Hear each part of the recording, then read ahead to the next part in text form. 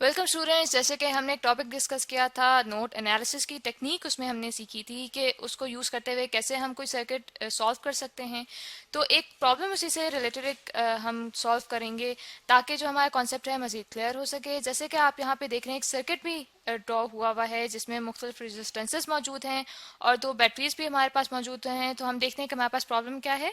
Consider an electric circuit as shown in figure and find the currents flowing through the three resistances by using node analysis. ठीक है, हमें ये कहा गया है कि जो इलेक्ट्रिक सर्किट है हमारे पास उसमें हमने करंट्स फाइंड आउट करने हैं कि जो इन तीन रेजिस्टेंसेस में से गुजर रहे हैं और हमने नोड एनालिसिस को यूज करते हुए इनको फाइंड आउट करना है।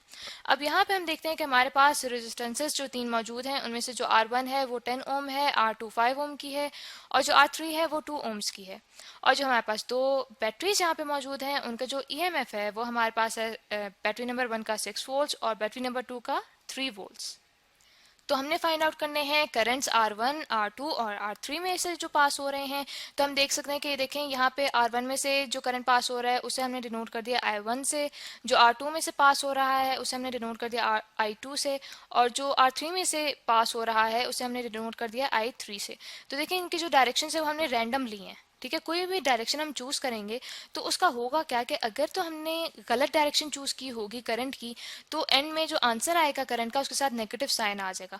दैट मीन्स कि जो हमने डायरेक्शन ली है करंट की वो गलत ली है और उसकी जो डायरेक्शन होनी चाहिए उसके ऑपोजिट होनी चाहिए। ठीक है, तो यहाँ सबसे पहले इस तरह करते हैं, अपने पास डाटा लिख लेते हैं कि हमें क्या क्या क्वांटिटीज गिवन है। सबसे पहले हमें जो गिवन है वो है R1। ठीक है, R1 की वैल्यू हमारे पास क्या है 10 ओम और जो R2 है R2 हमारे पास है 5 ओम्स, R3 जो है वो है हमारे पास 2 ओम्स और जो हमारे पास बैटरीज मौजूद हैं उनके EMFs हैं हमारे पास E1 इक्वल्स टू 6 वोल्ट्स और E2 जो है वो हमारे पास है 3 वोल्ट्स। हमने फाइंड आउट क्या करना है, हमने फाइंड आउट करना है I1, I2, ठीक है, I2 और I3, ये तीनों करंट्स जो हैं हमने फाइंड आउट करने हैं। तो चलें अपना जो प्रॉब्लम है वो सॉल्व करना स्टार्ट करते हैं। अब नोड एनालिसिस में सबसे पहले हम क्या करते थे कि हम उसके अंदर नोड्स जो हैं वो फाइंड आउट करते हैं। नोड्स यानी कि जहाँ पे मैक्सिमम जो एलिमेंट्स है सर्किट के वो मीट कर रहे हैं। तो यहाँ पे मेरे पास दो नोड्स बन हुई हैं। अब आप ये देखें एक नोड यहाँ पे बन रही है जहाँ पे मैं ये सर्कल ड्रॉ कर रही हूँ और दूसरी नोड यहाँ पे बन रही है, क्योंकि देखें जो ऊपर वाली नोड है उसके साथ तीन रेजिस्टेंसेस जो हैं वो मिल रही हैं और जो नीचे वाली नोड है उसके साथ एक रेजिस्टेंस और दो बैटरीज जो हैं वो मिल रही हैं। अब इनमें से एक रेफरेंस नोड जो हमने बनानी है, देखना है कि जो हमारे पास नोड्स हैं उनमें से कौन सी ऐसी नोड है जिसके साथ सबसे मैक्सिमम एलिमेंट्स जो हैं वो मिल रहे हैं। अब हम ये देख रहे हैं कि जो दोनों नोड्स हैं हमारे पास उन दोनों के साथ तीन तीन एलिमेंट्स मिल रहे हैं। ठीक है ना, एक के साथ तीन रेजिस्टेंसेस और एक के साथ दो बैटरीज और एक रेजिस्टेंस। तो अब इसमें रेफरेंस नोड हम ऐसे चुनेंगे कि जो हमारे पास एक नोड है जिसके साथ बैटरीज अटैच्ड हैं। ठीक है, जहाँ पे बैटरीज अटैच्ड हैं हम उसे अहमियत देंगे एज कम्पेयर टू उस नोड के जहाँ पे हमारे पास रेजिस्टेंसेस मौजूद हैं। ठीक है, तो जिसको हमने ज़्यादा अहमियत दी है बैटरीज की वजह से उसे हम रेफरेंस नोड कह देते हैं और वहाँ पे मैं लिख देती हूँ 0, क्योंकि यहाँ पे जो पोटेंशियल है वो होगा 0। जबकि जो दूसरी नोड है, ठीक है, उसे मैं कह देती हूँ कि नोड नंबर 1 है और यहाँ पे जो मेरे पास पोटेंशियल है वो है V। तो अब हम इस तरह करते हैं कि जो सर्किट है उसे सॉल्व करना स्टार्ट करते हैं। जो सर्किट डायग्राम है वो दोबारा मैंने यहाँ पे पेस्ट कर दी है ताकि इसको देखते हुए हमें सॉल्व करना इजी रहे। तो सबसे पहले हम देखते हैं कि अब जब हमने नोड्स यहाँ पे फिक्स कर ली हैं कि कौन सी रेफरेंस नोड है और कौन सी नोड 1 है, तो इसके बाद हमने करना क्या होता है कि किरचॉफ्स करंट रूल यूज़ करते हुए हम इक्वेशंस फॉर्म करेंगे। अब यहाँ पे जब हम किरचॉफ्स करंट रूल यूज़ करेंगे तो हम देख रहे हैं कि जो नोड हमारे पास 1 है, रेफरेंस नोड के लिए तो हम कोई इक्वेशन नहीं निकालेंगे। जो हमारे पास दूसरी नोड है, नोड नंबर 1, इसकी तरफ हम देखते हैं कि कौन कौन से करंट्स आ रहे हैं। हम देख सकते हैं कि I1 और I2 इसकी तरफ आ रहे हैं, यानी कि उनकी डायरेक्शन इसकी तरफ है, जबकि इससे जो अवे करंट जा रहा है वो I3। तो किरचॉफ्स करंट रूल के मुताबिक हमारे पास जो इक्वेशन बनेगी वो ऐसे बनेगी कि I1 प्लस I2, ठीक है, इक्वल्स टू I3, क्योंकि हम ये जानते हैं कि किरचॉफ्स रूल के मुताबिक जो करंट्स एक नोड की तरफ आ रहे होते हैं वो इक्वल होते हैं करंट्स जो नोड की तरफ से आउटवर्ड जा रहे होते हैं। ठीक है, तो यहाँ पे हमारे पास इक्वेशन इस तरह बन जाएगी कि I1 plus I2 minus I3। 3 equals to 0। अब हम ये जानते हैं कि ओम्स लॉ के मुताबिक जो हमारे पास पोटेंशियल होता है इक्वल होता है आई आर के, यानी कि करंट जो है वो इक्वल होगा पोटेंशियल डिवाइडेड बाय आर के। तो इसी फॉर्मूले को यूज करते हुए अब हम इस इक्वेशन में वैल्यूज पुट करते हैं कि जैसे देखिए यहाँ पे I1 है, ठीक है। I1 की जगह जब हम लोग पोटेंशियल देखेंगे तो पोटेंशियल हमारे पास ऐसे आएगा कि जब करंट यहाँ बैटरी से R तक आया तो कुछ पोटेंशियल ड्रॉप हुआ, ठीक है। तो यहाँ पे हम देख सकते हैं कि जो हमारे पास पोटेंशियल ड्रॉप हुआ है वो कैसे हुआ है कि E1 माइनस V हो जाएगा, क्योंकि E1 में से जब V माइनस करेंगे तो हमारे पास वो पोटेंशियल आएगा जो कि इस R1 के थ्रू पोटेंशियल है। तो यहाँ पे हम लिख देते हैं कि हमारे पास जो पोटेंशियल है वो आ जाएगा E1 minus V divided by R1, ठीक है। इसी तरह से I2 के अक्रॉस हम देख सकते हैं कि जो बैटरी है उसका EMF है 3 वोल्ट्स E2, ठीक है।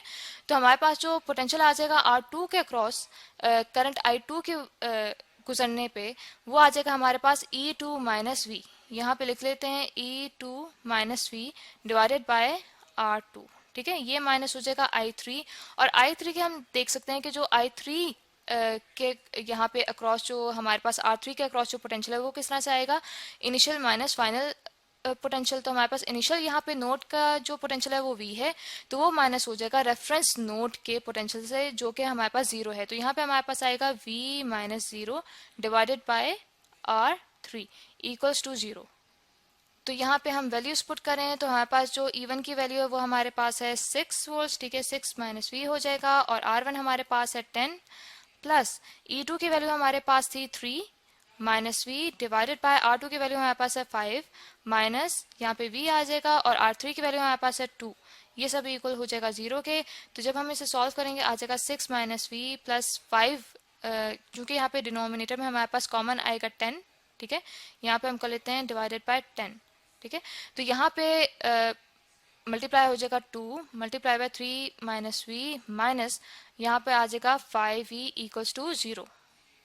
अब इसको फर्दर सॉल्व करते हैं कि 10 दूसरी तरफ चला जाएगा तो हमारे पास आ जाएगा 6 minus V plus 3 to 6 minus 2 volts minus 5 volts equals to 0।